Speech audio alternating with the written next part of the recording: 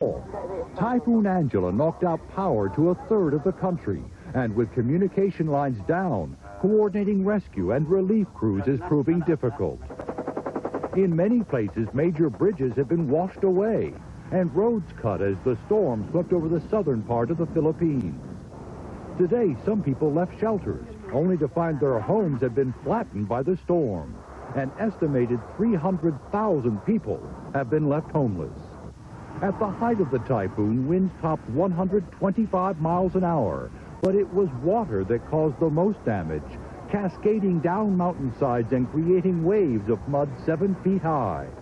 Officials estimate that damage to homes, factories, and crops will exceed $70 million. The Philippines is hit by an average of 20 tropical storms a year, but Typhoon Angela carried a punch not seen in more than a decade of violent storms. Keith Miller, NBC News.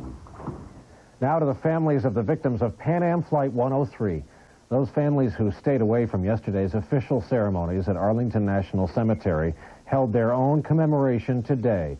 They boycotted yesterday's unveiling because they feel Washington has not done enough to gain the extradition of 2 Libyans accused in the bombing that killed 270 people, including 189 Americans. When NBC Nightly News continues in a moment, more on the murder today of Israeli Prime Minister Yitzhak Rabin.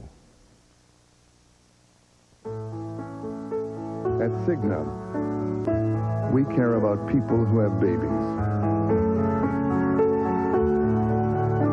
We care about people who have cancer.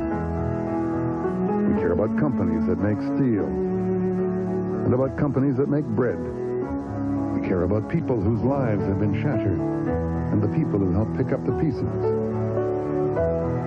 We care about life and about all that makes life great or possible or just better. At Cigna, we care because it is our business to care, and because the more we care, the better our business does. But we also care because, well, because we have babies too. Cigna, a business of caring.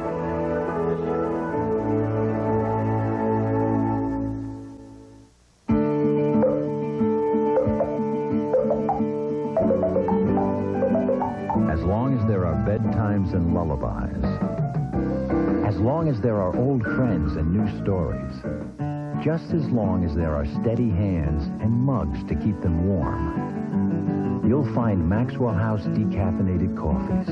As long as great taste is all you want, Maxwell House decaf will always be good to the last drop.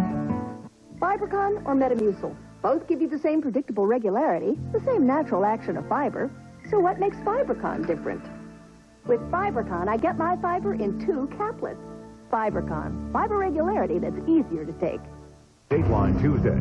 This guy told Bessie she needed this medical equipment. She didn't, but you paid for it anyway. Medicare ripoffs you won't believe. Dateline Tuesday. Once again, our top story this evening, the assassination today of Israeli Prime Minister Yitzhak Rabin, gunned down at a pro-government rally tonight in Tel Aviv. The 73-year-old Rabin was rushed to a hospital where he died of his wounds a short time later. A young Israeli student linked to a right-wing Israeli extremist group was arrested at the scene. Now, Israeli radio is reporting he has confessed to the killing. The assassin reportedly told police he was acting, quote, on God's order alone, end of quote, and does not regret what he did, according to authorities. The White House says President Clinton will leave Sunday for Israel, where the Prime Minister will be buried in accordance with the Jewish tradition on Monday afternoon. The President and other world leaders, including PLO Chairman Yasser Arafat, have expressed their shock and sadness over this and their hope that the Middle East peace process will continue. The President tonight remembered Rabin's visit to the White House just a month ago now, and the words he used then about the need for reconciliation between old enemies, Israelis and Palestinians.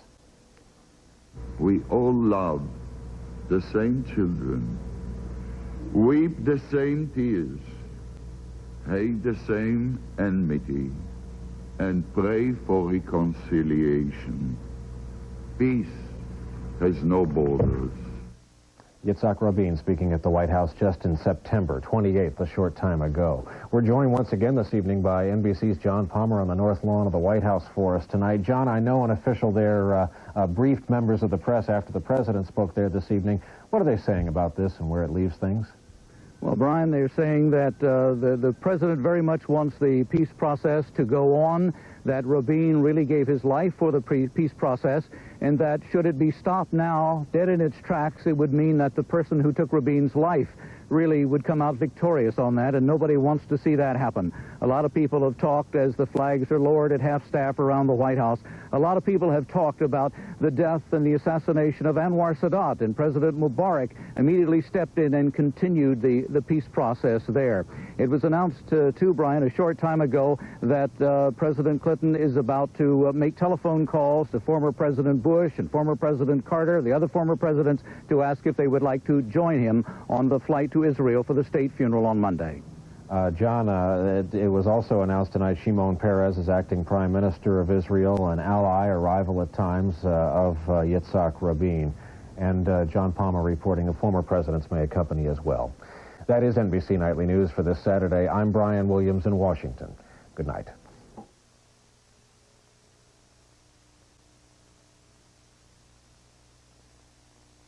NBC News, now more than ever. It's a classic confrontation, liberal versus conservative. Watch as Senators Kennedy and Dole face off. Don't miss this very special edition. If it's Sunday, it's Meet the Press with Kim Russert. Pilot is killed. He made a mistake. He wasn't reckless. Was it an accident or sabotage? A grieving family wants to know. Why did he crash? I don't know, Josh, but I'm going to find out. That promise could get him killed. Come on, Harm. An all-new Jag, NBC tonight. Hi, folks. How you doing? Wouldn't you like to take a vacation from all of this? Come on, come with us. Amtrak's new Northeast Direct. We go up and down the East Coast. Philadelphia. When you arrive here, you're in the middle of everything. Boston. Nice station, huh, Sue? You don't have to pack your cab. Union Station, Washington. The first time I came in this station, it took my breath away. When you arrive, you're in the center of it all. Wow. Wouldn't you rather be in one of our cars?